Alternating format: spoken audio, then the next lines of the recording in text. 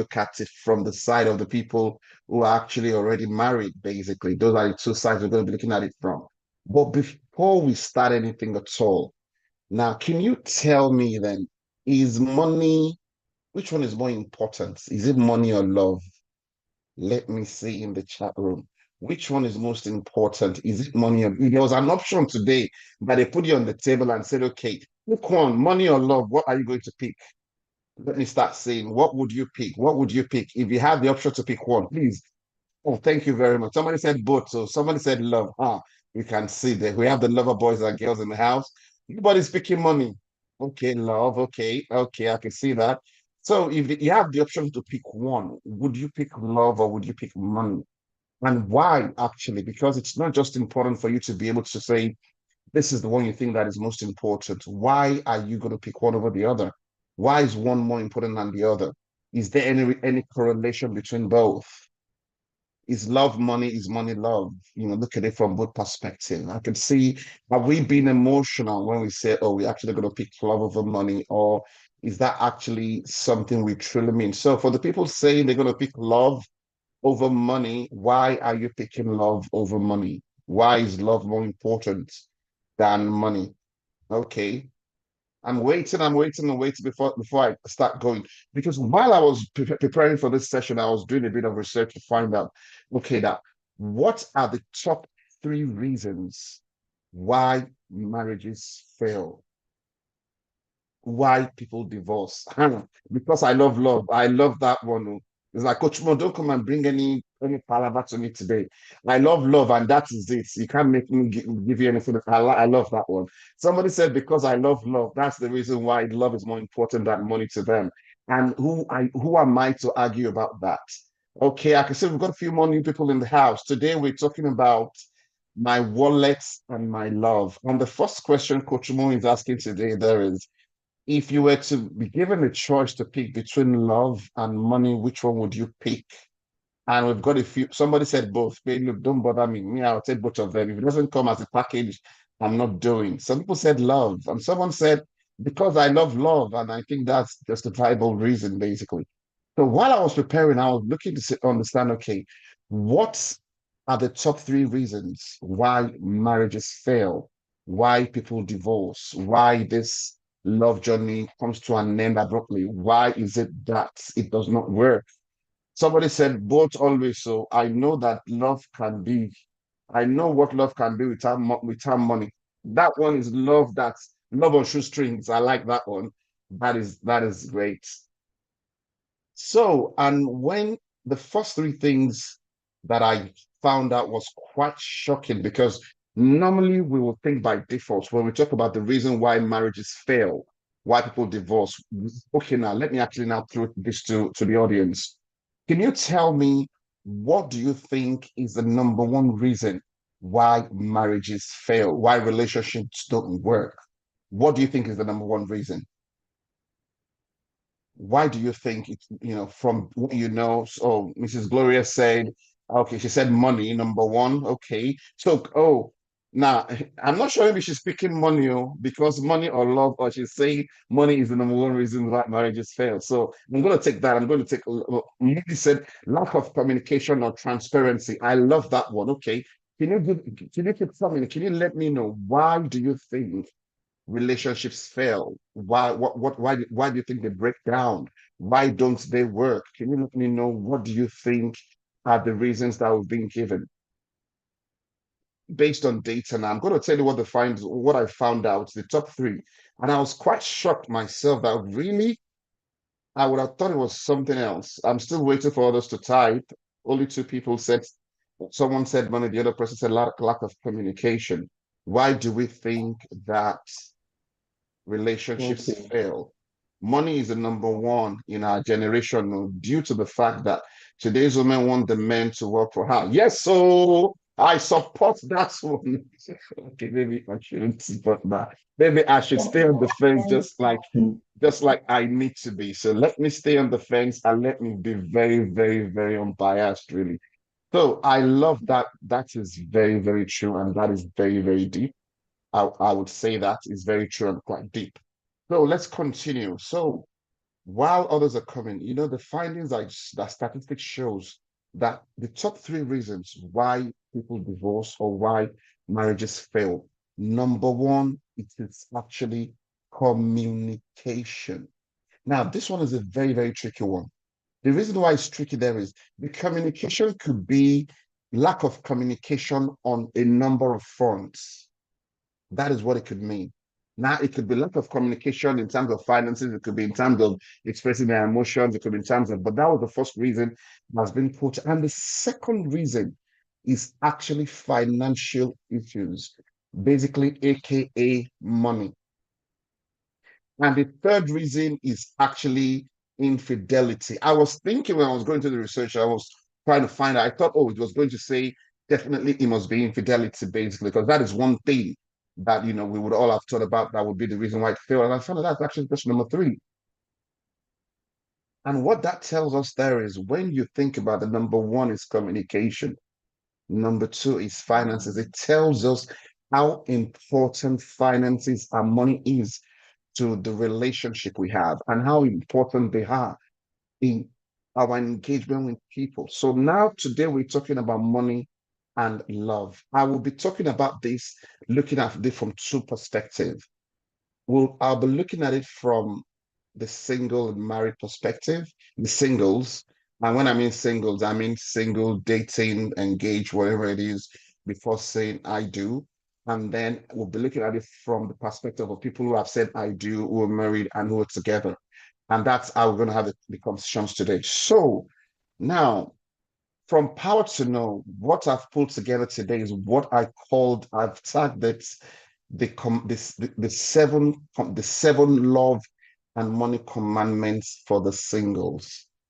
So I'm going to go pretty old school for us to actually look at this commandment. And you can let me know in the chat room to let me know, do you agree? Do you disagree? What is your perspective on this?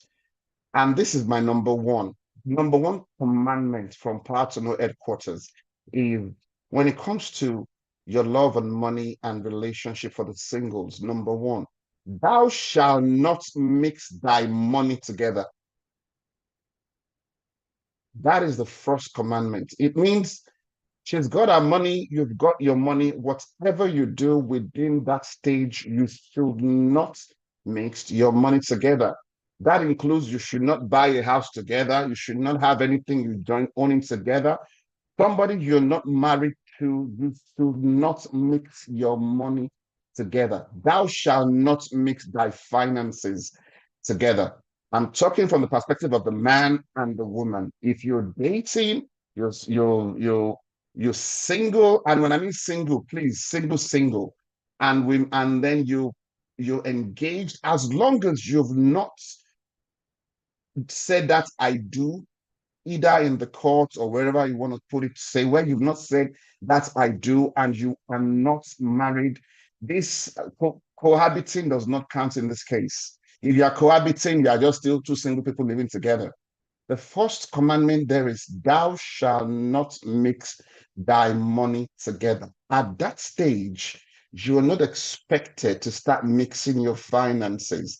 Now, let me go into the room and let me see. Do you agree or do you think that is not accurate? What do you think about the first commandment? Thou shalt not, as a single person, when it comes to your money, and your love, you should not be mixing them together.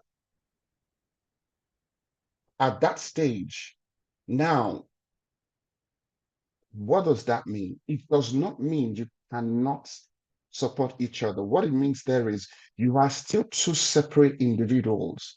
You can wake up tomorrow and decide this thing is not working, and you can go your separate ways. Adios, there's nothing at stake. Fine, the time you spend together, it could be years, it could be months, it could be days. But as long as you're not officially together, you should not mix your money together. And I'm saying this thing because we take it for granted, whereby I've been dating him for this long. And so, if you've been dating him for this long, or he's been dating you for this long, and you people don't see that this thing is going to lead to marriage. If it's going to lead to marriage, then take it to marriage level and get married and get it done. If that's not the case, the first commandment says, thou shalt not mix thy money together. And there's this thing about, oh, don't let me jump, don't let me get ahead of myself because I'm about to talk about a few other commandments. So that is commandment number one. Commandment number two, it says, thou shalt be under no financial obligation to the other person. What does that mean? That means you are not obligated to perform any financial duties on them if you're both still single and you're not officially married.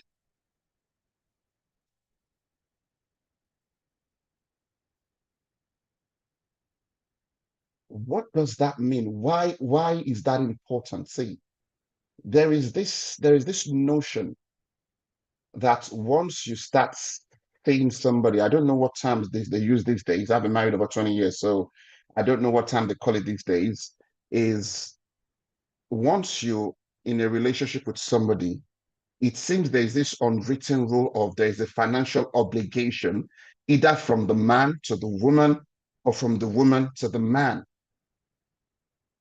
If you're both still single, the man is got no financial obligation to you, and neither do you.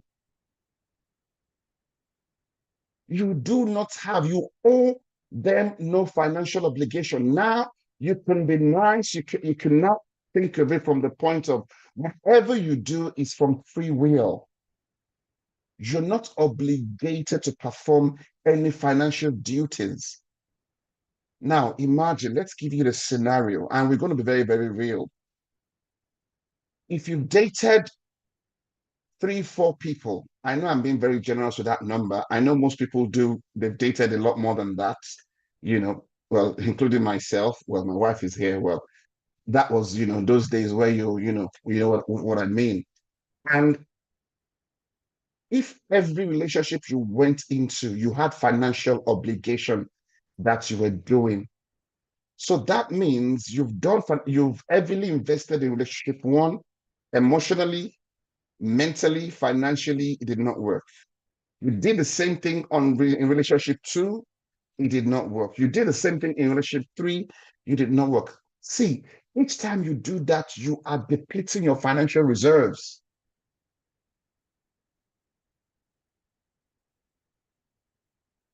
And if the reason you think the relationship is not going to work because she feels there is no financial obligation from you, then those are signs that this is not going to work eventually.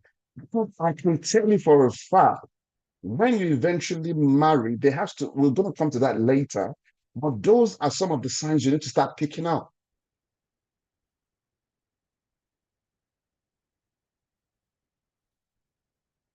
So remember commandment number two. So let me see in the chat room, what do you think? Do you agree with the second commandment? Thou shalt be under no financial obligation to each other. Whatever you do is free will. The other person should not be complaining. If all you can afford on for Valentine is rose, just give them to Rose. I love thee from the bottom of my heart. And if they stop responding to your messages immediately after that, then you know you saved the bullet. So that is it. That is commandment number two. Now, if you're just joining us, we're actually speaking to the singles right now. So commandment number three, such as thou have, thou shalt give.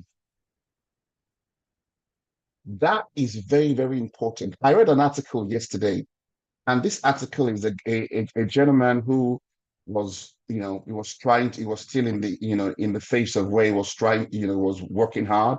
And Valentine was coming, and there was so much pressure on this guy to impress this girl. And this guy went all the way out to try and raise some funds to be able to buy the present he wants. He couldn't. The guy went to the point whereby the guy had to go and donate his blood and sell his blood so that he can get some money for him to be able to now get a portrait that is now given to the girl. So eventually, whatever happens, it did not work. But it was years later, and they now got back together and they were talking. And that was when the girl actually now realized how far the guy went to actually get a Valentine's present. See, I am not telling you not.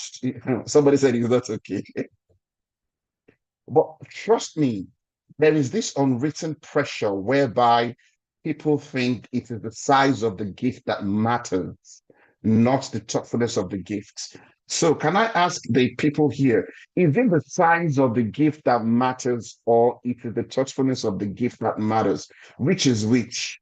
Is it size? Is it Gucci bag or is it a bag? If it gives you a Gucci bag or it gives you a bag, is there no difference? Somebody said both. Oh, I said, okay. So the size matters and the thought matters. If we were to pick one, oh yeah, pick. See, we are sitting on the fence. We're not going to sit on the fence today. We're not going to sit on the fence today. We're going to say it. Is it the cheerfulness of him being able to get you that particular gift, or is it the value of the gift? And that is what brought about commandment number 3. Thou, such as thou have, thou shalt give. There is this unwritten rule of, especially Valentine's Day. There's so much pressure to make sure that you meet up to standard, to make sure you impress her. If whoever you with only waits till Valentine's Day to put in all the stops to impress you, there's trouble. So that means it impresses you only one day out of 365 days. There's trouble on the horizon. See, there are different ways you can impress somebody. Well, it depends on that person anyway. So let me choose my words carefully. No, you choose it because there is I was speaking somewhere. I was in a community where we were actually talking on the Saturday of Valentine's Day, and we're actually asking the same question. And people were saying, wow, the size of the gift does matter because the size of the gift actually shows how generous the person is. And when you look at it this way, somebody who can afford a private jet buys you a Gucci bag, and somebody who cannot afford a Gucci bag buys you a very good quality leather bag that's not branded. When you compare both of them, one person is actually given more from what they have than the other person. Because you're comparing the gift per gift, you tend to think is the person who's giving you the more expensive one is the one who cares more. So that's the commandment number 3, such as thou art, thou give. See, if you're a lady, if you're a man, if the birthday of whoever you're with is coming, if the birthday or whatever it is, you want to surprise them, whatever you do is walk within such as you have. See, you are not married. Don't, don't ever put yourself under any financial stress to impress a man or a woman.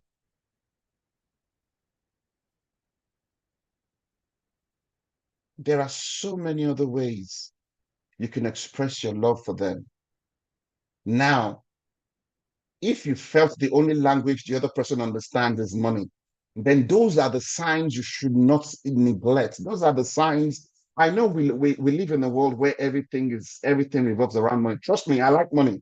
I'm not going to lie to you. I teach about it. I like money without a shadow of a doubt. But it is not the measure of everything. See, what money does there is money gives you options. Money can give you options to be able to buy time so you can spend time with the people you love. So you can actually show a token of your appreciation with the people you love. Money should not be able to buy love, but money makes it more comfortable for you to express yourself. That one I can tell you. So it is very, very quiet. Am I starting to step on toes? Okay, now let's go to commandment number 4. See, thou shalt not become an ATM machine. What does that mean? An ATM machine it's a place where somebody who has a card, they put the card into it, they push the buttons, and it begins to give out money.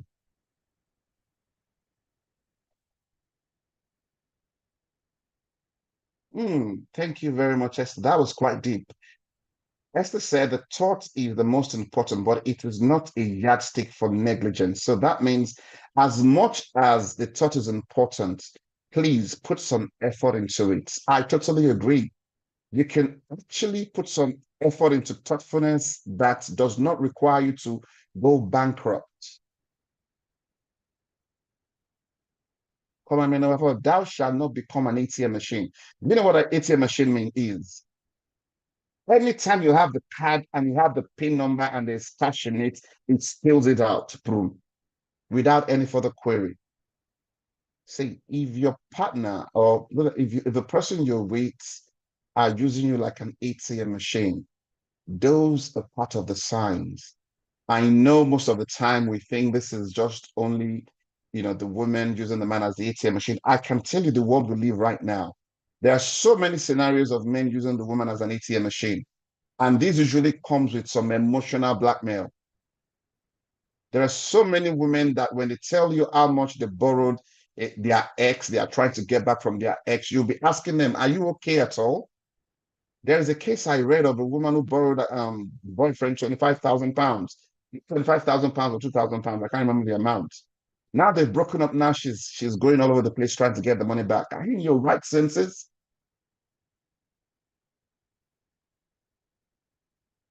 I have bought a car before. Hey, he's like, I was hearing the story. Please, somebody said they bought a car for someone before. Please, I want to hear that story. You know, see, it's these are just things that guide you in you being able to pay a lot of attention. Somebody has bought a car for somebody. Okay, please, can I ask a question? Oh? The person we bought the car for, I hope the person is the person you're going to end up with or the person you're with.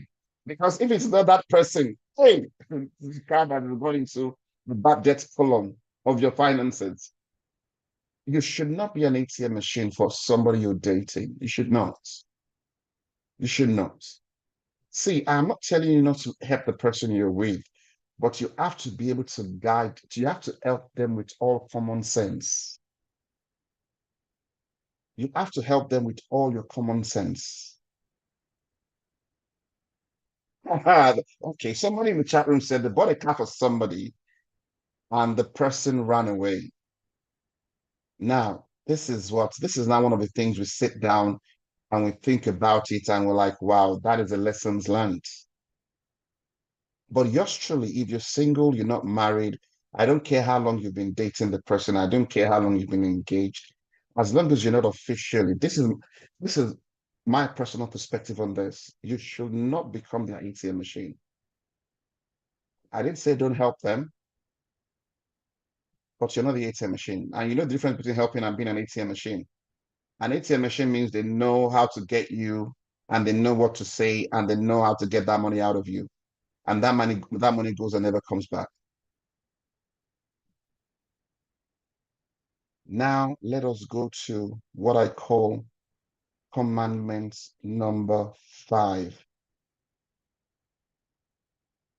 Thou shalt look for signs of greed and covetousness.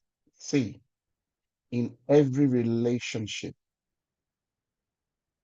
do not let your emotions be the determining factor of what you do. Do you know why? Your emotions are so unreliable. It is up one minute, it is down the others. Your emotions are no basis whatsoever to be in a relationship with somebody.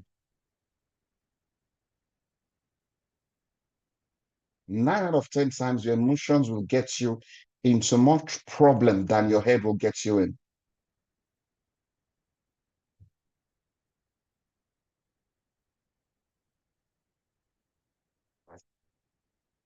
So let's go back to that commandment again. So, and I would explain that. Thou shalt look for signs of greed and covetousness.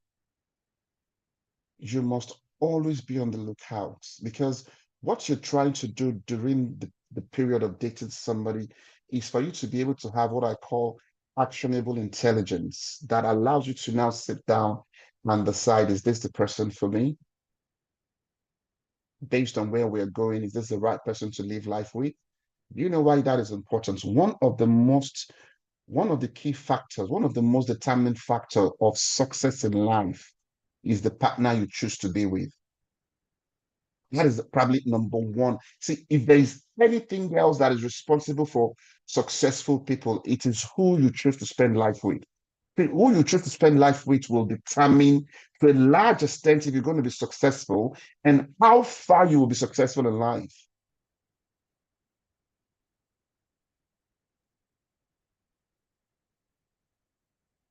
So,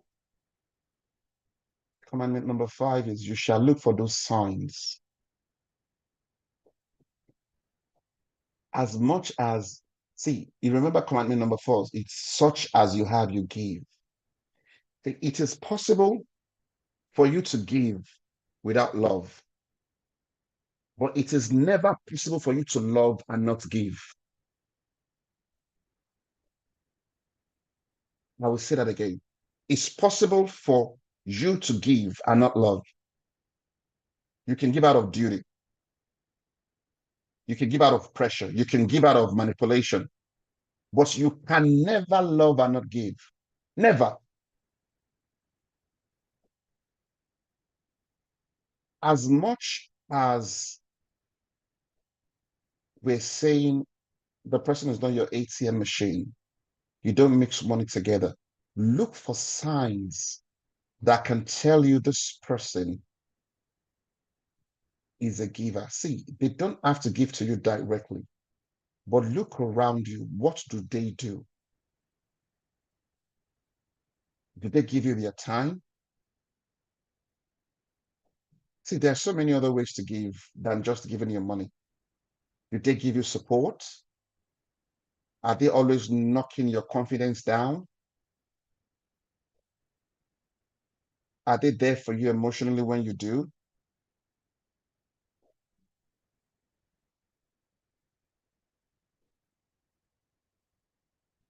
So this is why it's important for you. Pay attention to those signs. See, those signs are the signals.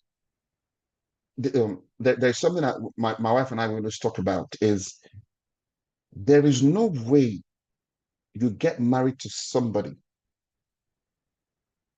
and once you're married to them and you'll be with them for a couple of years, and there are some things they do that the signs of those things have not always been there. See, if you pay attention, you will see the true character of the person you're with. The problem there is just because we don't pay enough attention. We don't listen enough. We don't communicate enough.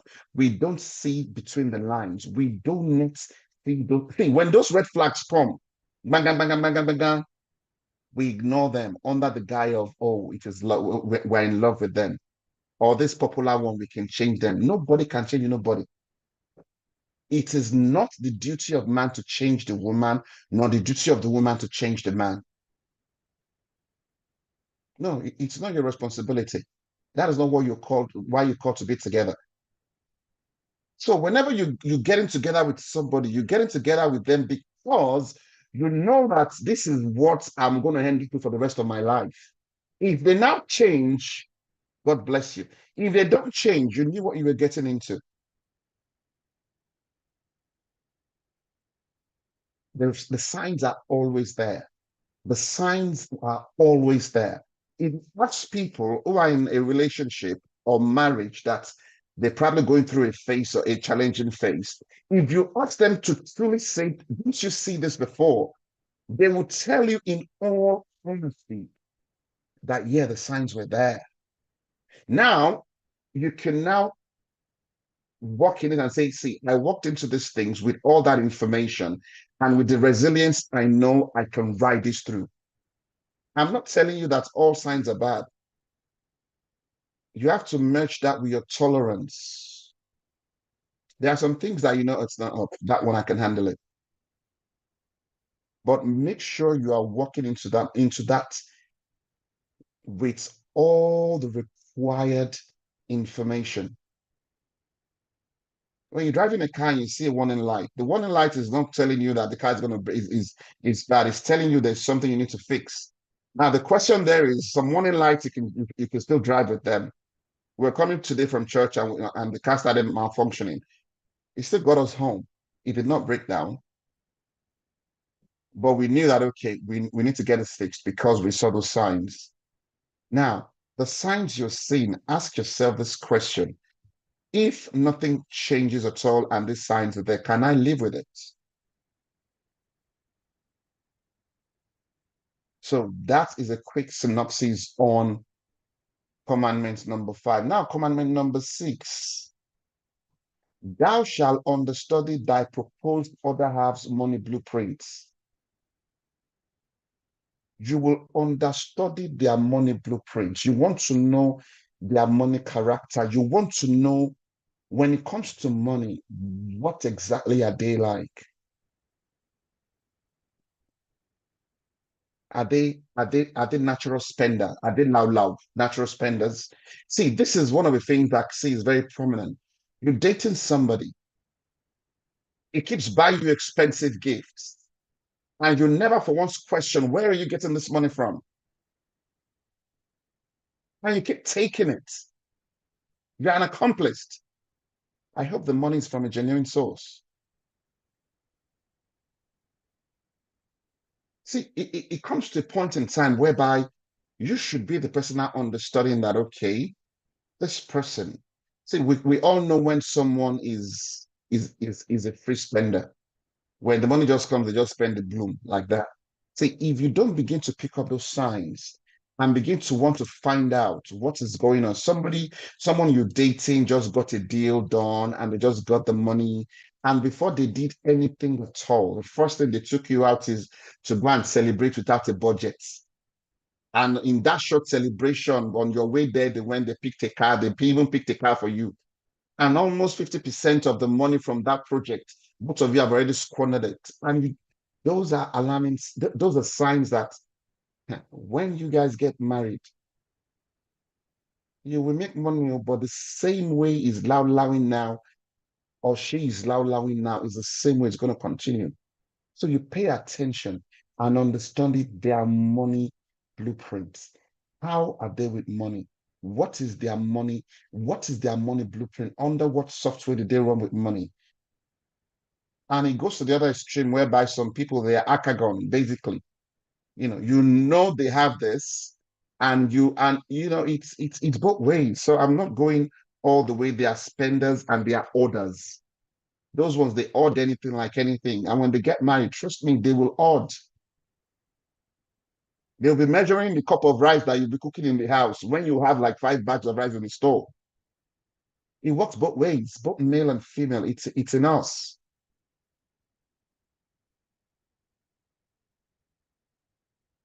See, the money temperament of the person, one Derica only. Yes, so one Derica for the week with 6 children. See, these things we're saying, they are things that actually happen in real life. Pay attention to the money blueprints. What is their financially literacy maturity? What do they know about money? How do they handle money? See, money is a cornerstone. It's so crucial that it doesn't matter how much love you have. Money could be that thing that would break that marriage if it's not well understood. That is why it is what the number 2 reason why marriages fail.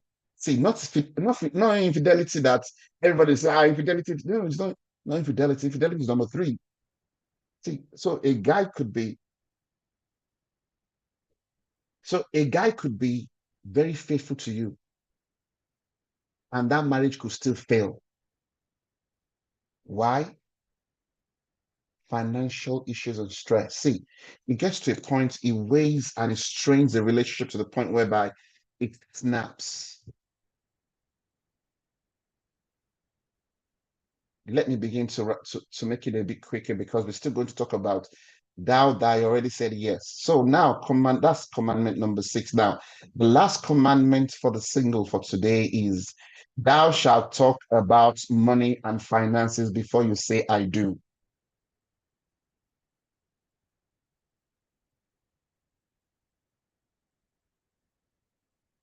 See, the marriage, we're still coming to you. We are coming, going. It's cool. We're coming to that. See, thou shalt do what? You shall talk about money and finances before you say I do. See, I will go out on a limb and say this. You should not follow a guy to the altar when you don't know exactly what he does to make money. Number one, you should not ask a girl to marry you when you don't know exactly what she does to make money.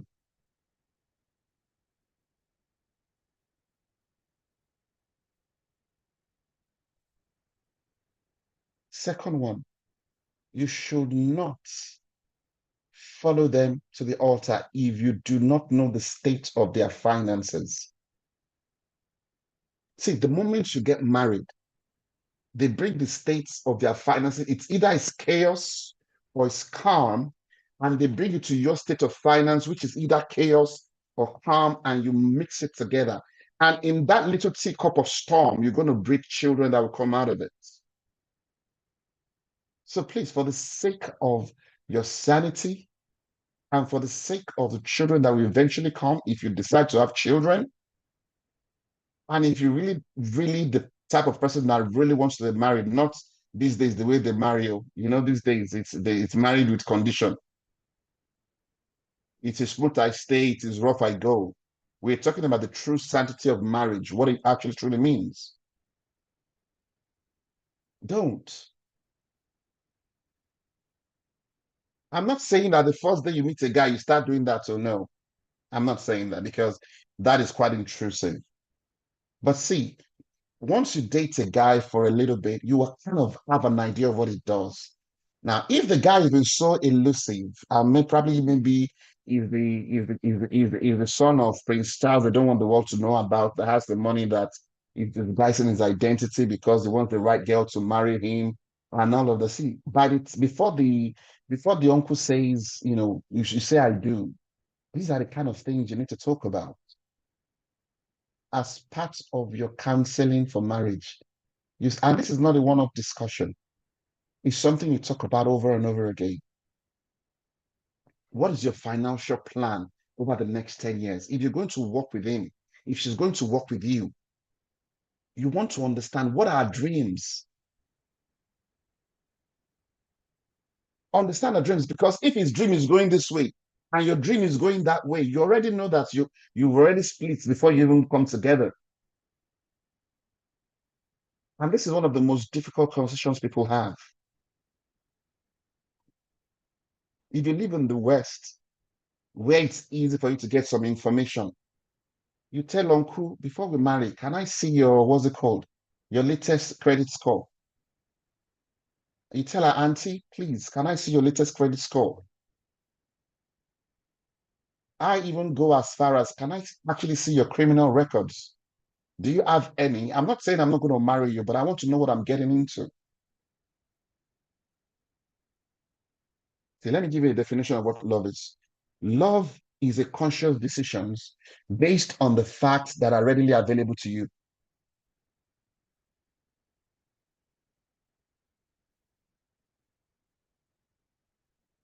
Because look at this scenario. If you spent all your life, you've been very diligent with your money, you've been very disciplined, you've never missed a payment, you've been very good with money all your life.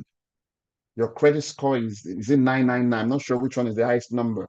And it is amazing. And because of emotional instability or emotional immaturity, you married a guy or you married a girl that is coming with a backlog of debts. See, the moment you get married together like this, Bagam, and they link both of you together in terms of your credit history, they will drain that your 999 and bring that your 999 down to their level of 333 or 334. See, I'm not saying don't marry. I'm saying be well informed when it comes to the safety of the finances so you will know what uphill you've classified. There's nothing wrong in a girl or a guy having a bad credit score, having a bad history. What is important there is what do you have ahead? What are you working towards? If you said, okay, this is where we're coming from, this is what we're dealing with, then you now sit down and have a plan and say, okay, within first year of marriage, we can actually clean up this mess and we could both be on the same page. But somebody you did not have those discussions with, you cannot blame them for the mess they are in and say they didn't tell you. Did you ask? When you're doing wedding shopping, whereby you should have microscope and turning every stone you can turn on each other to be able to know. See, don't get married to strangers, especially in the area of your finances. Don't.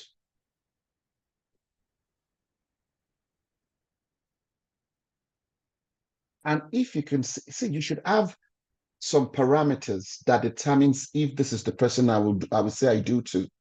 And one of those things that should be on that there is that financial scrutiny. I'm not saying what the money they have. I'm saying the scrutiny of understanding where they are in the areas of the finances. So those are the seven commandments for the single that the time would allow us to discuss today. So do we have any questions before we now get into the married? Let me hear the married couples in the house. Who are the people that are together in the house?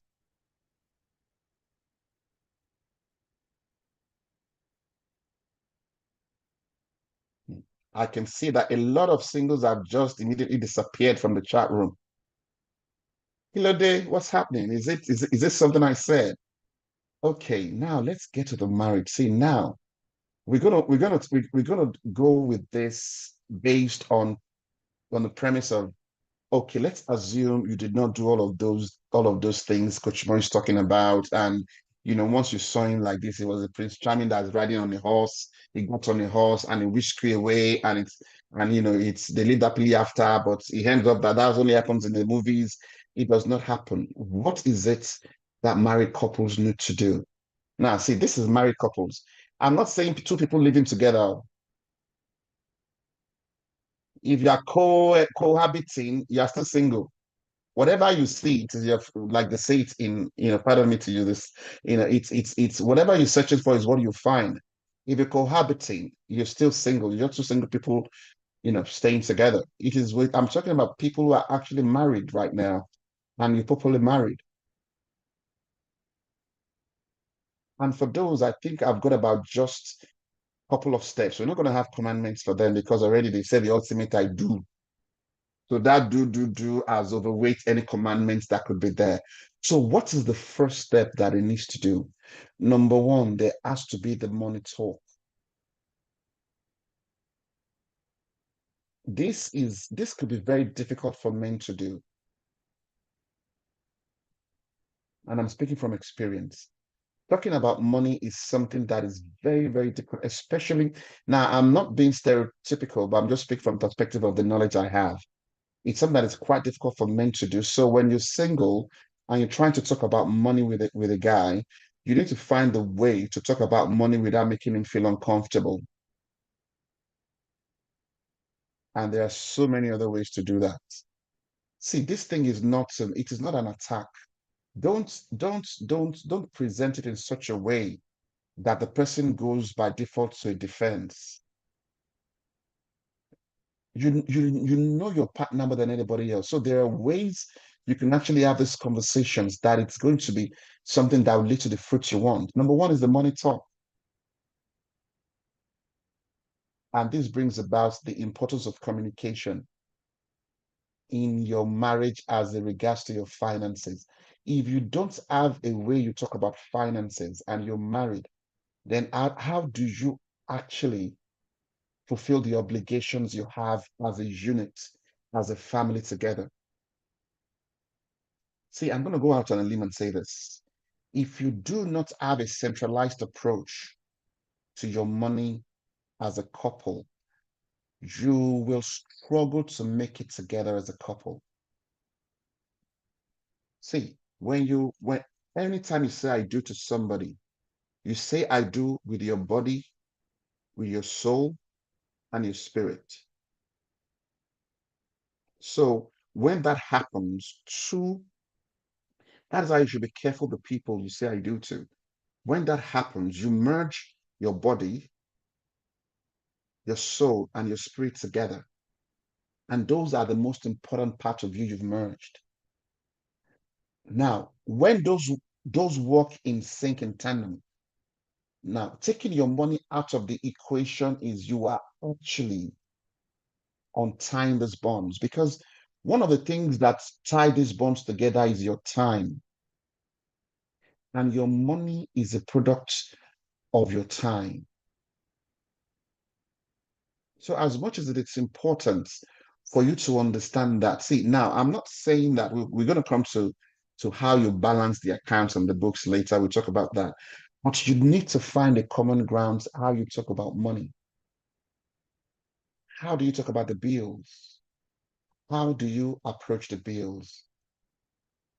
See, I'm not talking about who is earning more, who's not earning more. This is those are egos. It's a matter of egos. Now, it is not the reason for either party to not take that for granted and be lazy, because some people there, they are very lazy once they see that, oh, my partner makes more now. Let me just sit down. Let me just for where? No, it's not an excuse for both, either the male or the female.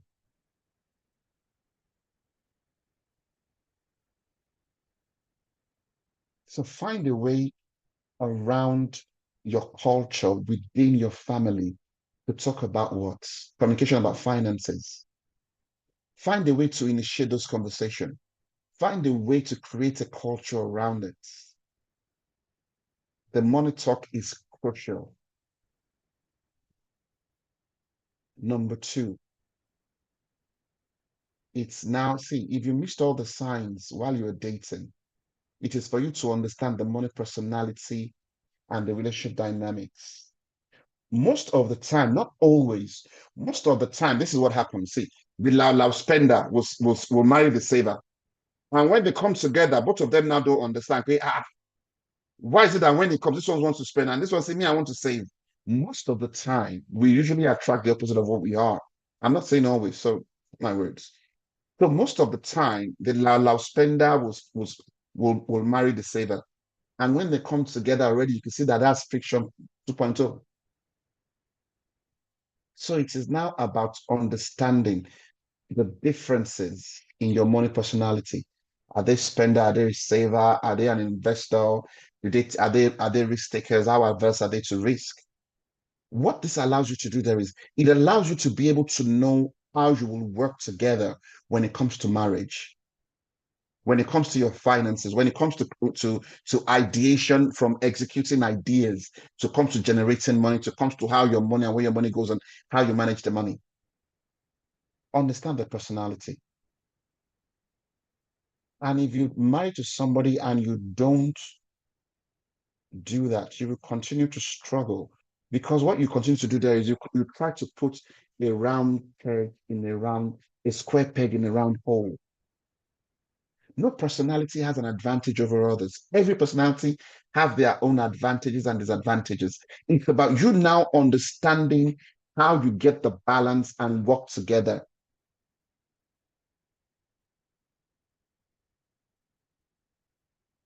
So if you missed that, if you didn't go to that school while dating and you were swept away on your feet and you've married, the second thing is now for you to understand. Once you understand, quickly identify. See, now people you can develop to work on your weaknesses, but they would always be there. And it's about identifying those and okay, in this relationship, this is what it is. So when you're devising a plan of how you handle money, let each other's strengths work in that way. If you know that okay, he's good at bringing money, but he's not good at managing it. So when he brings money, have a pot whereby that pot says, okay, this is the pot where okay, we put that there, and the person who is the saver is in charge of that pot. But if it is the other way around as well,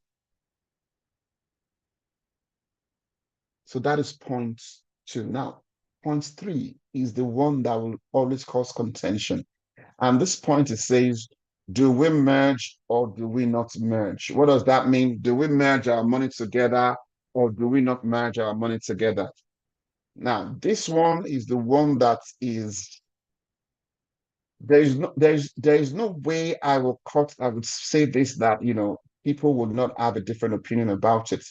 And I totally understand. See, Relationships are very, very unique. So find what you think will work in your relationship. But let me tell you one thing. If your money is separated, then you are not truly united in marriage.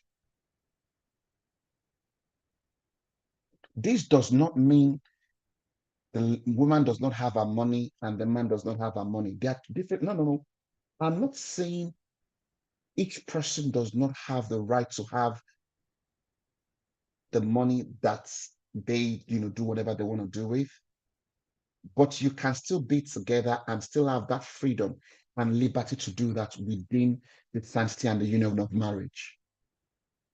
See, if you are a wife or you are a husband and you always wait for the husband or the wife to come before you can buy underwear, before you can take care of the basic things, then I think there might be a problem.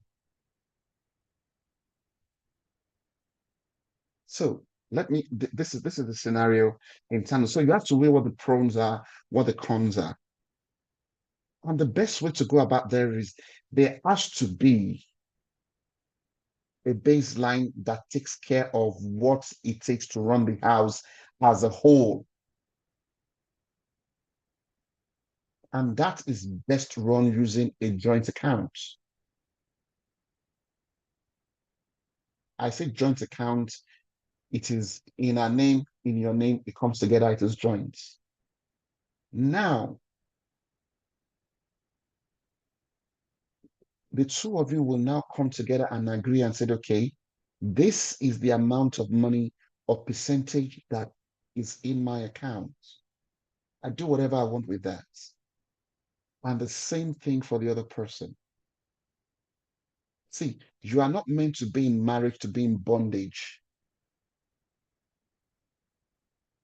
You should still be able to retain your identity as a person, as a man, as a woman with your money, while at the same time you're still holding on to the identity of the marriage together with your money, both of you. See, if you can crack this code and you can balance this, I don't think anything, let me choose my words carefully. You are halfway there when it comes to the longevity of your marriage. If you can get the right balance between what is run centrally, what is run by the woman, what is run by the man, and both of you agree that each of you still needs your own individuality and freedom to operate as individuals while you're still operating together as a married unit. And that is the way to go about it. And these things are things you talk about and you have conversation about it. See, there are so many examples out there that makes the woman very, very wary of trusting the man with handling all the finances. And the same thing applies to the man as well.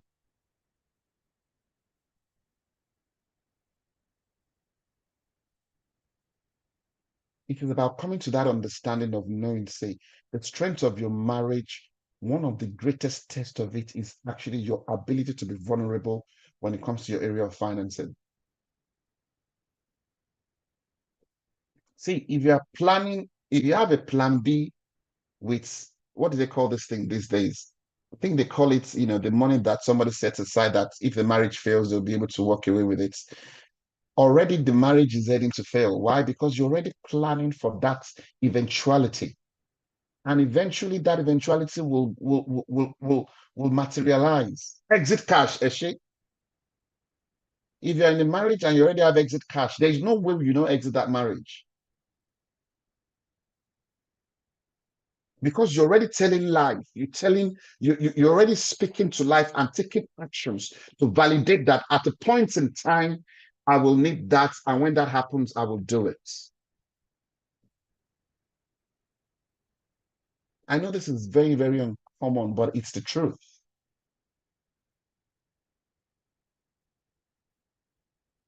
running the finances of the home should not deprive the woman of her identity. I would say this again. It should not deprive the woman of her identity. For the men out there, if your wife turns to you every time for money and there is no allocation or provision within the family's budget that allows her to be able to do some things, just pick her card and say, you know what, I feel like doing this today. And because it is there, she can do it. And if the same thing for a man, whereby see, you don't rob your identity, don't rob yourself of that uniqueness that's attracted you to each other because you're married. So when it comes to merge and not to merge, you find a way to balance that.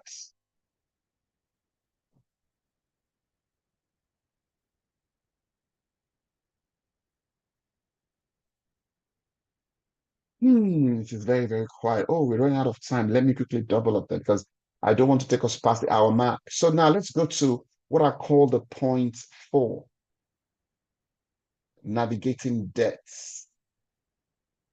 This is something whereby it's either you got into debt as a family or you were in debt before you got married. If you're in the position whereby you got into debt, now the first thing you need to know there is you need to make sure you are aware. See, you cannot have a blind spot when it comes to finances in your marriage. There was a scenario I heard whereby the husband and the wife, this is a different story, but it's a true life story. The husband and the wife, they do their things to get differently. So the woman started building a house, a project somewhere. The man started a project as well somewhere. None of them was aware. So everybody keeps doing their thing, keeps doing their thing, keeps doing their thing. And then it now came to a point in time whereby because things happened, both of them could not finish the project. Life happens, and both of them had to now stop the project halfway. Somehow, probably through a miss something or they send a message to the wrong place. Both of them now found out that the wife is building a house somewhere and it is half completion and it's been abandoned. And the wife now found out that my husband is building something somewhere and it is half completed and is abandoned. Now, if they had brought their resources together, half built, is that not a full house that is completed?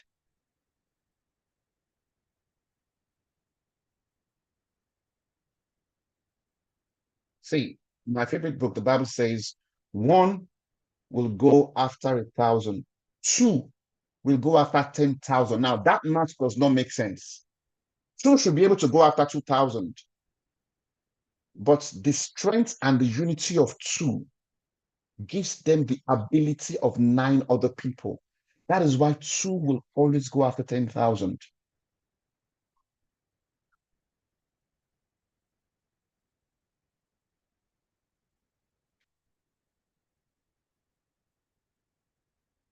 And see, if you're doing things together, you have projects you're doing as a family. When you're, the name should be Mr. Joe Biden Anikulapo and Mrs. Hillary Clinton Anikulapo. It should not be Mr. and Mrs. Anikulapo because why? We've seen cases whereby it is easy to ignore the Mrs. there and everything goes to Mr. Anikulapo. So as couples, when you're doing projects jointly together, financially related, have Mr. Joe Biden Anikulapo and Mrs. Hillary Clinton Anikulapo there way there are two different individuals that have come together as one and are running and executing the projects. I hope everybody stays happily married together. I hope everything works out. But just in case, I'm not an advocate for that. I believe in, the marriage basically. So the last point I'm going to be talking about today is planning for the rainy day. As a couple, always ask each other, do we have water saved in a bowl somewhere, just in case it stops raining for a few days? I'm a financial coach, and I always teach this called emergency funds. As a family, it is the responsibility of both of you as part of your financial planning to have an emergency fund for the sanctity of your union. See, money makes marriage very sweet. I will tell you that one. Money makes marriage very sweet, and lack of money, it puts the strain on that love. It tests that love to the point of choking and killing. See, lack of money can kill love. I will tell you that. The same guy that is good looking, is handsome, you love him. That same woman, you love him and everything. See, when money dries up for you, after a period of time, everything you say about him is his fault. Everything you're going to say about her is a fault. That is the strain lack of financial planning puts on a relationship. So, on this episode, as we've been talking about, my wallet and my love, it is not either or, it is and. They go hand in hand. Money makes marriage very sweet. That one I can agree with you.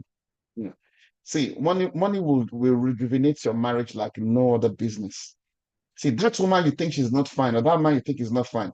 Let money hit. Hey, you will, it's like, when butterfly goes from pupa, and it goes and becomes a butterfly. That's what money can do. That one I will tell you, money brings this confidence. The Bible says money and wisdom, it says they are a defense. So as a unit, as a family, none is more important than the other because one of them is a tool to make the other stronger.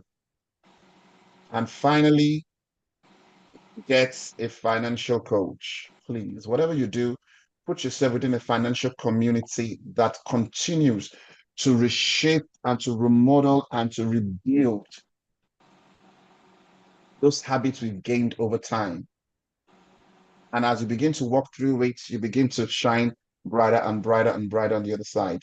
So thank you very much, everyone. It's been another amazing session. We're going to be back again this time, end of March, the last Sunday in March again. We're going to be back powerfully again. And this time around, it's going to be different because we have a guest.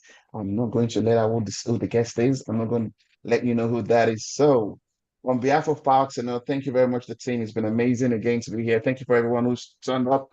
Everyone who's going to be watching this replay. Remember, your money and your love, they're both interlinked. Money makes life easier. Money with love makes love sweeter. Love without money. Wow. I wouldn't like to taste that anymore because I've tasted love and money, and I can tell you love and money is sweeter. So thank you very much, everyone watching us on YouTube. Depending on any time you're watching this, please drop us a comment, ask a question, and we'll be there to answer that. So to everyone who is viewing on YouTube as well, regardless of the time, please share your opinion. What do you think? Is it love or money? Is it love and money? If you're given a choice, what do you think about the seven commandments for the single? And what do you think about the 6 points for the married couple? Is there something we've missed? Can you please share your feedback and then we'll get back to you on that one. Same time next month. This is Coach Mo from Power to Know. God bless.